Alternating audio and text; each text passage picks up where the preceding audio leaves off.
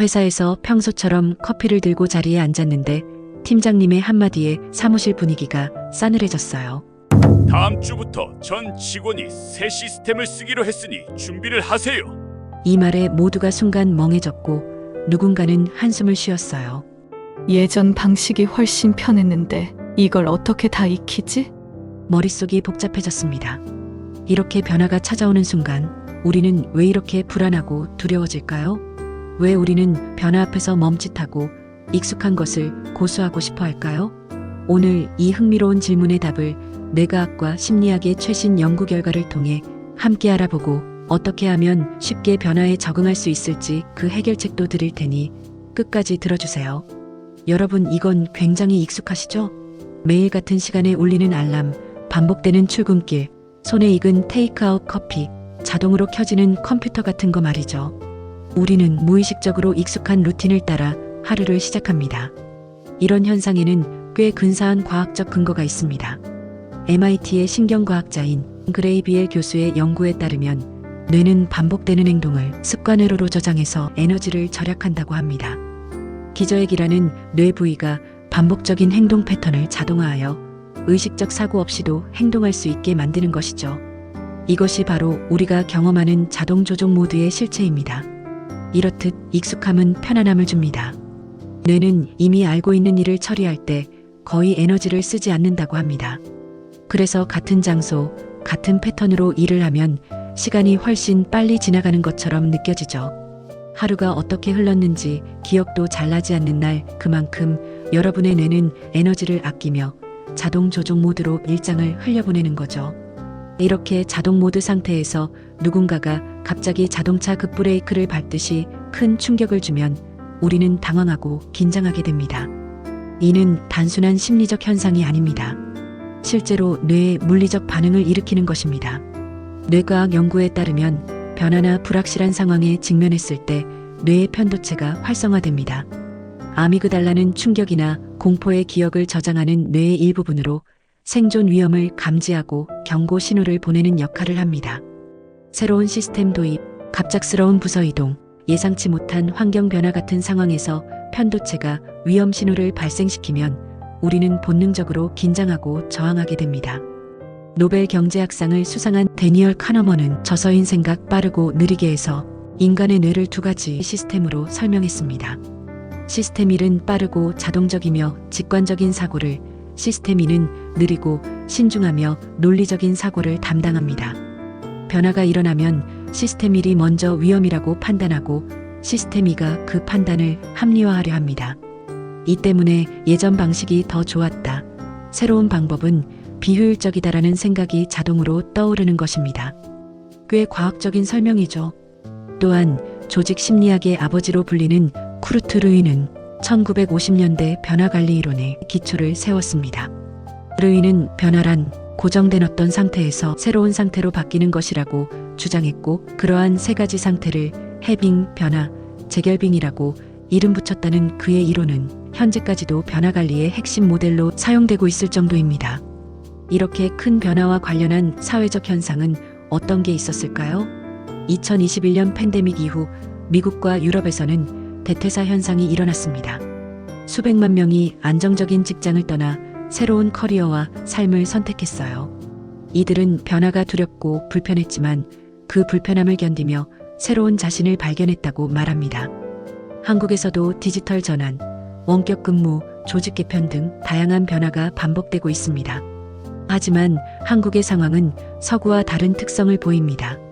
대한상공회의소의 2023년 조사에 따르면 한국 직장인 61%가 우리 회사의 디지털 전환 대응이 미흡하다고 답했습니다. 변화의 과정에서 인프라 부족, 경직된 조직 문화, 기업의 변화 의지 부족 등이 걸림돌로 작용했습니다. 특히 한국의 변화 저항에는 문화적 특성이 반영됩니다.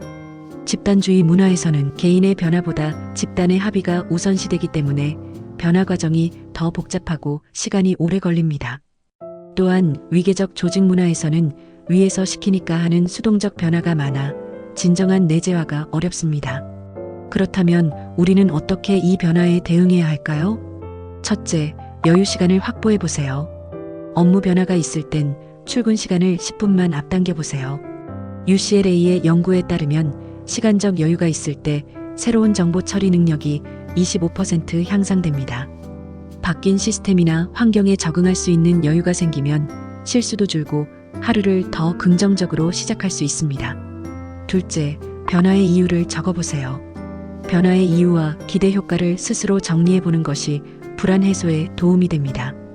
노스웨스턴 대학의 연구에 따르면 목표를 글로 쓰는 사람이 그렇지 않은 사람보다 42% 높은 성취율을 보입니다. 변화가 왜 필요한지, 나에게 어떤 긍정적인 결과가 있을지 종이에 적어보면 막연한 두려움이 줄어들어요.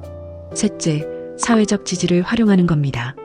동료 및 가족과 변화 경험을 나누는 것도 중요합니다.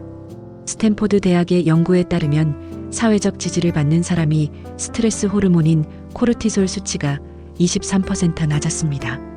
혼자 고민하지 말고 서로의 적응 팁을 공유하면 훨씬 빠르게 익숙해질 수 있습니다. 넷째, 적응 기간을 인정해 보세요. 무엇보다 변화 후에는 적응 기간을 인정해야 합니다. 어떤 변화든 처음엔 효율이 떨어지고 실수도 많아져요. 이건 누구에게나 자연스러운 현상입니다. 뇌과학 연구에 따르면 새로운 습관이 자리 잡는 데는 평균 66일이 걸립니다. 모든 변화는 결국 익숙해진다는 점을 기억하고 스스로에게 적응 기간을 허락하세요. 다섯째, 단계별로 접근해 보세요. 변화가 두려울 때는 한 번에 큰 변화를 시도하기보다 오늘 할 수 있는 작은 목표부터 정해보세요. 새로운 시스템을 배워야 한다면 오늘은 로그인만 해보기, 내일은 한 가지 기능만 써보기처럼 단계를 쪼개면 그 부담이 줄어듭니다. 이런 작은 성공이 쌓이면 자신감도 함께 자랄 겁니다. 여섯째, 스트레스를 잘 관리하는 겁니다. 변화로 인한 스트레스를 줄이기 위해 운동, 명상, 산책, 일기 쓰기 등 자신만의 스트레스 해소법을 꾸준히 실천하는 것도 좋아요. 특히 일기나 메모로 감정을 기록하면 변화에 대한 두려움을 객관적으로 바라볼 수 있습니다. 마지막으로 성장 마인드셋을 기르는 겁니다. 스탠포드 대학의 캐롤 드웻 교수의 연구에 따르면 성장 마인드셋을 가진 사람이 변화 상황에서 더 나은 성과를 보입니다. 나는 할 수 없다보다는 아직 잘 못한다라는 표현을 사용하고 실패를 학습 기회로 받아들이는 태도가 중요합니다. 돌직구 같으시겠지만 변화는 불편하고 때로는 두렵지만 결국 우리가 더 나은 미래로 가기 위한 필수 과정입니다. 변화가 어렵다고 느끼는 건 결코 나만의 문제가 아니에요. 뇌의 본능, 사회의 구조, 그리고 우리 모두가 가진 익숙함에 대한 애착이 자연스럽게 만들어내는 현상이에요. 뇌과학과 심리학의 연구 결과들이 보여주듯이 변화 저항은 극복할 수 있습니다. 신경가소성이라는 뇌의 놀라운 능력 덕분에 우리는 나이에 상관없이 새로운 것을 배우고 적응할 수 있습니다. 작은 실천과 서로의 경험을 나누는 노력, 그리고 자신만의 속도로 변화에 적응하는 과정 속에서 우리는 조금씩 단단해집니다. 최근 어떤 변화를 겪었나요? 어떤 어려움이 있었는지 댓글을 통해 공유해 주세요. 제가 그 내용을 기반으로 더 나은 해결책을 영상으로 제작해 볼게요. 시청해 주셔서 감사합니다.